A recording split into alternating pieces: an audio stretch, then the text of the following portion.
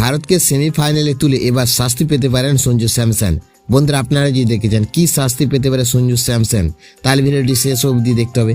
চ্যানেলটিকে সাবস্ক্রাইব করে একটা লাইক দিতে হবে এবং নোটিফিকেশন বেল আইকন দাবাতে হবে। চলতি টি-20 বিশ্বকাপে সুপার 8 পর্বে শেষ 2 ম্যাচ জিতলেই সেমিফাইনাল ওঠার সমীকরণ ছিল ভারতের সামনে।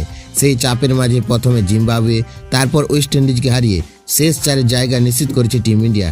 তবে এই জয়ের নায়ক সঞ্জু স্যামসনকে ঘিরে তো এবার শুরু হয়েছে নতুন বিতর্ক। ওয়েস্ট ইন্ডিজ প্রথমে ব্যাট করে তুলে 195 রান। জবাবে শুরুটা ভালো হলেও অভিষেক শর্মা দ্রুত আউট হয়ে যান। ঈশান কিষান, সূর্যকুমার যাদব, তিলক বর্মা বা হার্দিক পান্ডিয়া কেউই বড় রান করতে পারেনি।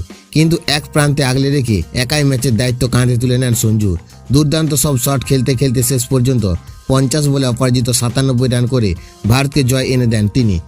সেঞ্চুরি হাতছাড়া হলেও তার ইনিংসেই সেমিফাইনালের টিকিট নিশ্চিত হয়। তবে ম্যাচ জয়ের পর তার উদযাপন নিয়ে উঠেছে প্রশ্ন। শেষে 4 মেরে হেলমেট খুলে মাটিতে রেখে হাঁটু গেড়ে বসে আকাশের দিকে তাকিয়ে ঈশ্বরকে ধন্যবাদ জানান সঞ্জু।